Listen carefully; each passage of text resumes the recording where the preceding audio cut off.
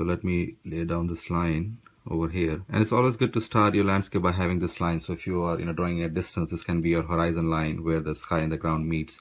Or in our case, what we will do in this tutorial is to draw a bush in the background and some small young trees in the front.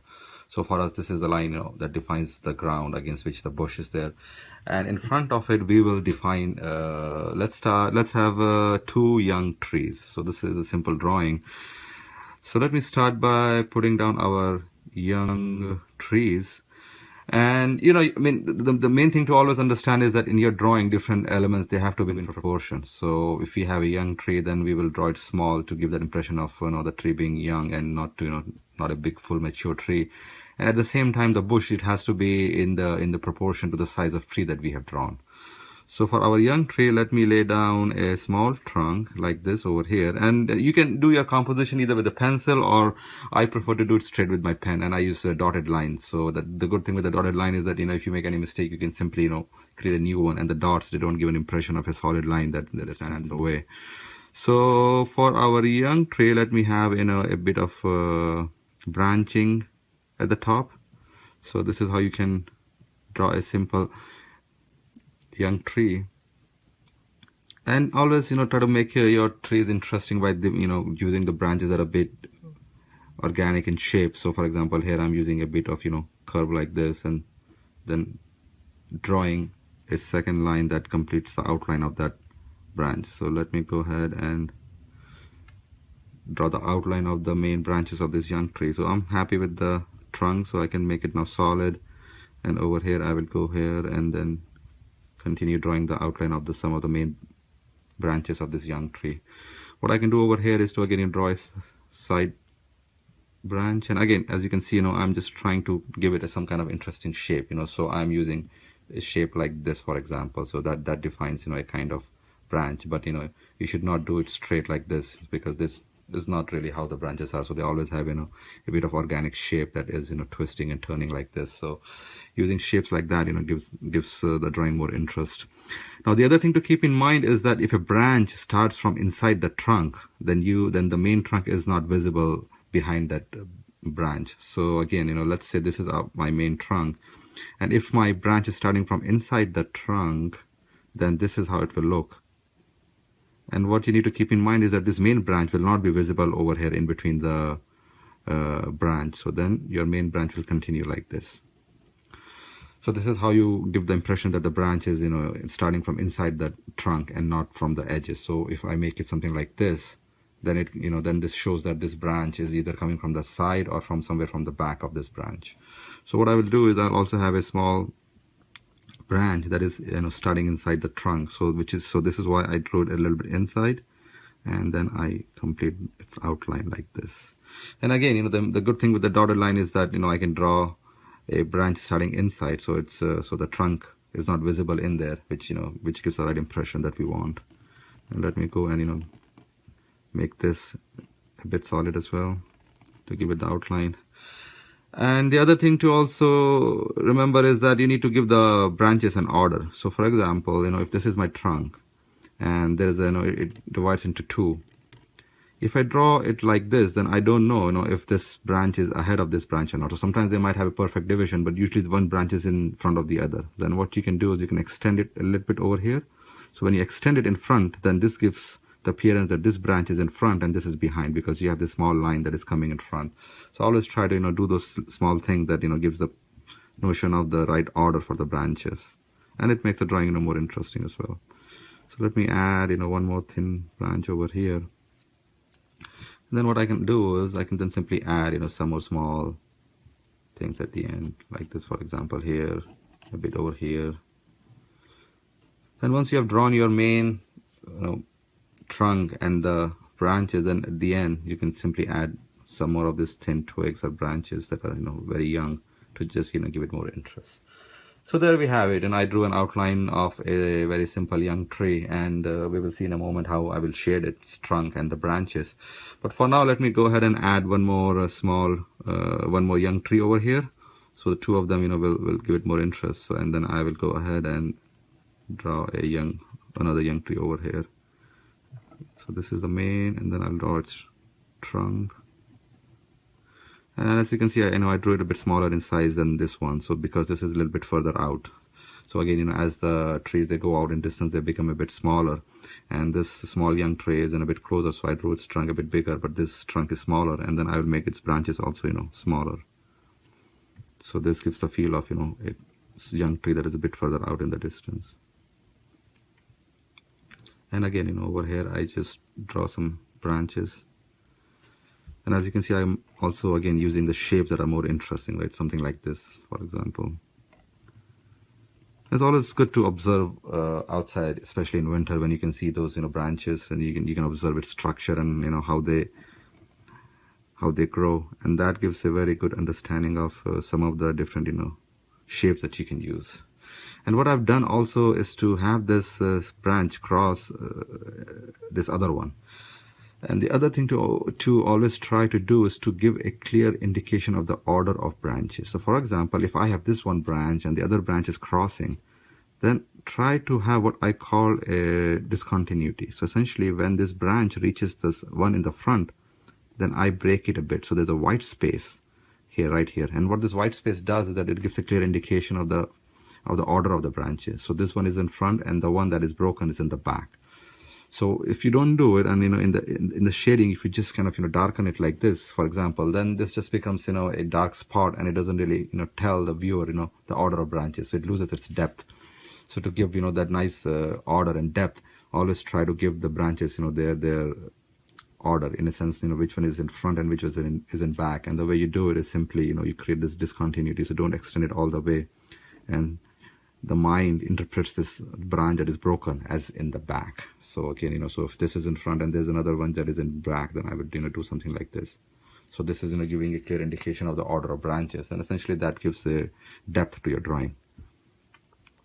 So let me go and just add some more small twigs over here, and I can even add some more over here. So I think this should do it for now, and at the end we can always add small twigs at the top. So there we have it, two young trees in our drawing. And what we will now do is to essentially draw the background bush. So this drawing will show how to draw a bush, and then we will texture the tree trunks and the branches as well. To draw a bush, what we do is we create its outline using strokes like this. So this is a simple leaf stroke, a loop kind of thing. So what we will do is to first create the outline of the bush, and so we can do something like this.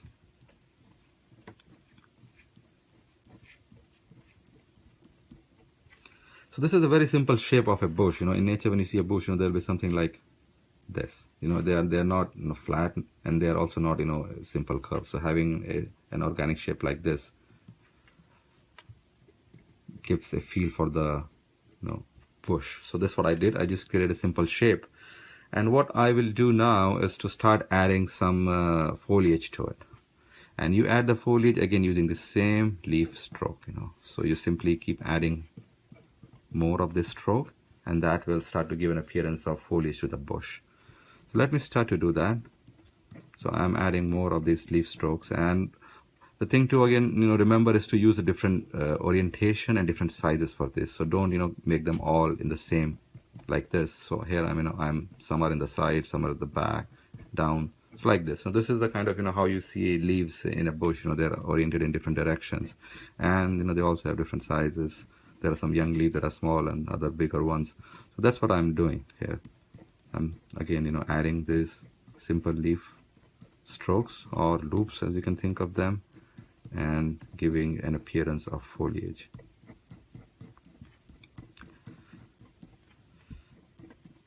And also don't try to hurry this. So sometimes this takes a bit of time, adding this leaf stroke. So you might get the temptation to simply start adding black like this. This will totally kill the effect of foliage. The real effect of foliage comes when you have an open, airy feel, and this is what these loops provide. So they give a feel of openness and airiness, that is inherent of any foliage. If you start to use solid black like this, then that effect is lost, and then they don't look as foliage. So always use these strokes to bring out the airy, open feel of foliage. So what I've done is to lay down one layer of this leaf stroke or the initial foliage. So there we have an initial layer of the foliage defined, or the background bush in this case. So this is foliage of the background bush. So there we have it. Now the other thing to always understand is that to give more depth and volume to our different things in our drawing, for example bush, we need to vary their tone. So essentially when you see a bush, some areas are darker, some areas are lighter. The areas that are receiving more light, they are lighter, and the areas that are receiving less light, they essentially are in dark. So and this is how our eyes perceive depth. So when we look at different elements of nature, what this usually means is that the bottom, the part that is closer to the ground is always darker, and that's because the area that is closer to the ground is receiving a bit less light than the one that is at the top. So that translates into darkening the bottom of a bush more than the top to give it depth. So as you can see here, I've darkened the bottom bit, and this is now bringing out a feel of volume for the bush. So this is now telling us that some area is receiving less light and some area is receiving more light, and that is implying that it is not a flat thing but something that has volume. So start by darkening the bottom a bit, and again don't darken it in a straight line. So here you can see that there is a bit of straightness to my darkening, and that is killing the effect of the foliage. So I will add a bit more random darkness, so this brings out that effect of foliage. So do not darken in a straight line like this, but again keep moving your hand, and as you keep moving your hand and add foliage, you will get that random darken effect that reinforces the whole feeling of foliage. So keep moving your hand and darken the bottom a bit. So there we have it. Essentially we have added a very simple foliage, and these small loops at the end, they really bring out the feel. So essentially a simple loop like this is giving a feel of foliage by indicating that it is open and there's a leaf. So that suggestion is very, very important in pen and ink drawing, because we don't really have a color to play with. So essentially by giving these different suggestions like this, that really gives much more interest to your drawing. So there I simply added a very simple bush, and if you want you can darken the bottom a bit more. So essentially the bottom is darkest, this middle area is a bit darker, and the top is the lightest. So that is giving a nice feel of foliage and giving it depth as well. So there I just did this quick bush. There we have it. There's this nice bush in the background. And the other thing to notice is that I also left a space between the edges of this young tree and the bush. And this is a very important thing to always understand in pen and ink, is that because you don't really have different colors to create that separation between different elements, you have to leave a little bit of white space between different elements. So for example, between the tree and the background bush, I left a little bit of white in here. And the eyes, they interpret, eyes is now able to make out that those different elements, and it can, perceive it, better. If I darken it till the very edge, then the edge of the tree and the bush will kind of, merge into each other, and it will not have that effect of, the tree standing out in front of the bush. So always leave a little bit of white between different elements, and that helps to, make them stand out and make the drawing a bit more interesting. So now we have done this bush over here. What I will next do is to shade the trees. Now essentially when I have covered shading the tree trunks in quite some of the tutorials, but one thing to always understand is that if your trunk is small, essentially in a trunk also we want to give it tone variation. So we want to make one end darker and the other lighter to bring out the roundness. But when the trunk becomes smaller and even the branches become very small, we don't really have that much space to add tones. So what we do in that case is to simply darken one end like this, a bit of jagged darkness. So here by adding this dark jagged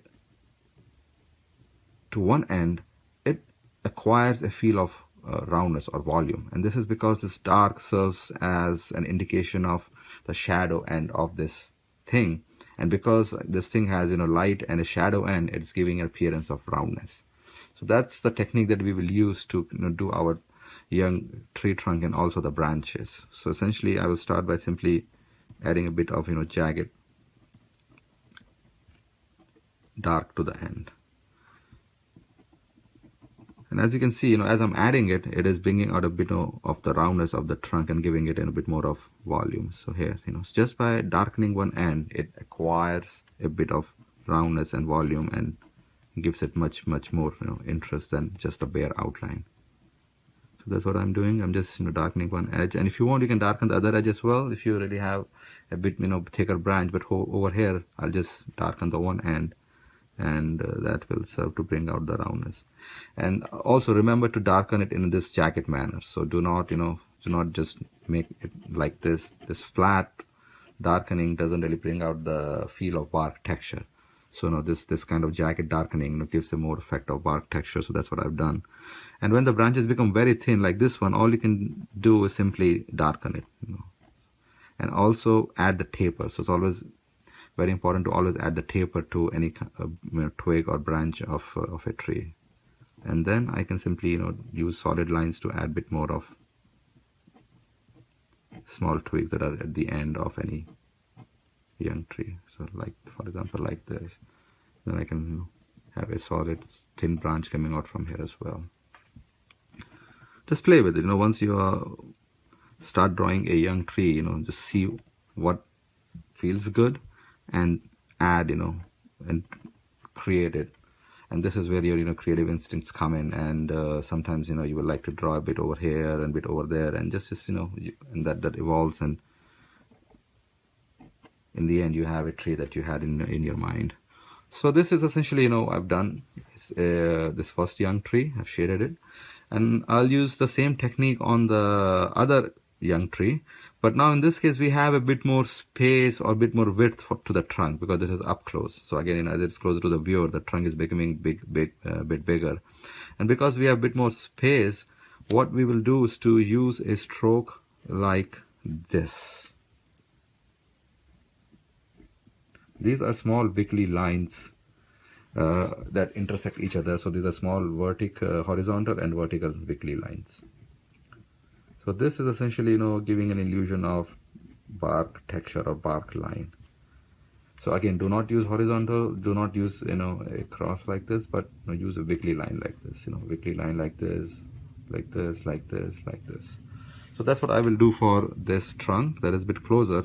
So I start by adding these small lines to one end. And as I mentioned before, in a tree trunk we also need to give that illusion of roundness. And again, what that means is that one end is darker than the other. So when the trunk is very small, I simply darken one end and leave the other white. So we have this variation of tone from black to white. So there is no middle tone over here, because the trunk is too small for us to give that all three tones. For this trunk, which is a bit bigger, I can try to give it that middle tone, but first I need to make this one end darker.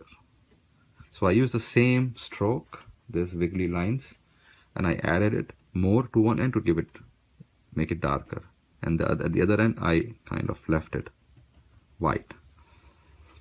So this is the stroke that you can use to create a nice texture for the trunks that are quite small but big enough to give us some indication of bark. So if I just do this kind of darkness, there is no indication of bark. It's just more to bring out the roundness of the trunk. But as the trunks increase in size, it's good to show some texture for the bark to make your drawing interesting. So that's what I did by using these wiggly horizontal and vertical lines. I added some indication of bark texture. And for the other branches that are small, I again use this same technique to darken one end here.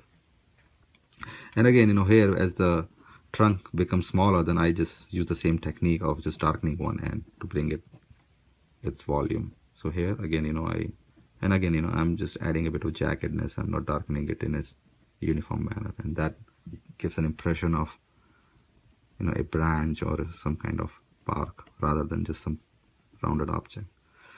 So there we have it, and I will darken this end as well. So this technique is really cool. If you have a small branch like this, for example, you can just simply add some darkness to one end, like this jagged darkness, and it acquires volume. And this is a very simple thing to do, and These young trees are very fun to draw anytime. So, if you have any time, and you can simply draw any shape and then use this technique of adding this jagged darkness and these small wiggly strokes to define the bark texture.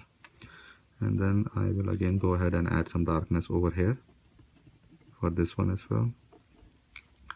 And then at the end, if you want, you can add some more of these solid lines, right, to give it a bit more interest. Because the young trees, they have, the small twigs that are the new growth that is coming out. So you can add this as well to give it more interest, depending on, your taste. And then, so there we have it. So now we textured the 2 young trees. And what we can do now is to create the ground form and also define a bit more of distant background foliage in the drawing. So essentially to do the ground form, and I've shown this in other tutorials as well, the simplest thing is to use a horizontal parallel lines that become bigger as they get closer to the viewer. So that's what I will do. I will start drawing these horizontal lines, and essentially what these horizontal lines are doing is to create the ground form. So this is giving a definition to the ground. So if you want a rounded ground, and if you have some kind of for example this, and this is rounded, then you can use curved lines. But in our case, I will simply have a flat ground, and then I will use these parallel lines. What this as you can see, the line is increasing in size as it comes closer to the viewer, and this is reinforcing the notion of distance. So essentially, if I use the same length, then it doesn't indicate the distance that we have in our drawing. So in any landscape, some trees are up front, some trees are a bit at distance. So you always want to do all you can to reinforce the depth in your drawing, the distance, because that really makes them interesting, and the viewer's eyes can travel the distance. And the way you do it is by increasing the size of your lines as you get closer to the viewer. So now the viewer's eyes, it perceives the fact that this line is bigger and it is getting smaller. It means that it's getting in the distance. So again, if I do it otherwise, if I do it the other way around and make it smaller towards the viewer, then it's confusing to the eyes. So I will go ahead and make it bigger as it gets closer to the viewer as well. So by creating these horizontal parallel lines that increase in size towards the viewer, you essentially create the ground form. You do the ground definition. So now we have a much more concrete ground than the bare white. And what we will do next is to cover it with the grass. So there are, again, you can use some flowers or some other things, but what we will do in this drawing is to use a simple grass stroke to cover this ground with the grass. And the simple stroke to use for grass is this small curved lines. So these small curved lines, they essentially serve to define grass.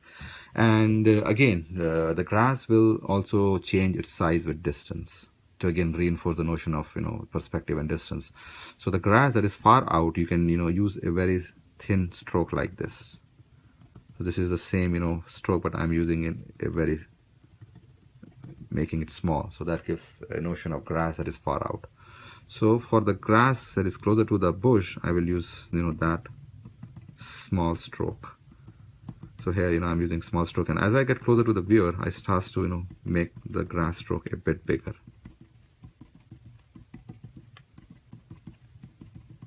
So here, as I'm getting closer, I'm making it a bit bigger.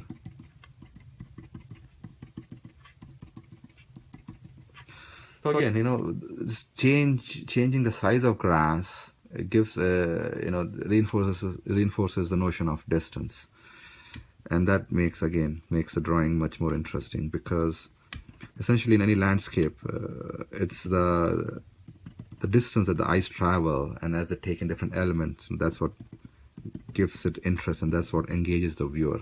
So you always want to have a depth in your drawing that the viewers can feel and essentially travel and be part of it. So what I'm doing is reinforcing that depth by using different sizes for different elements and changing it with distance. So again, for the tree trunk, the young tree that is closer, I gave it a bit bigger size, and the one that is far out is a bit smaller. So again, when the viewer compares these two trees, they understand that this trunk is bit in the distance, and again the placement also reinforces it.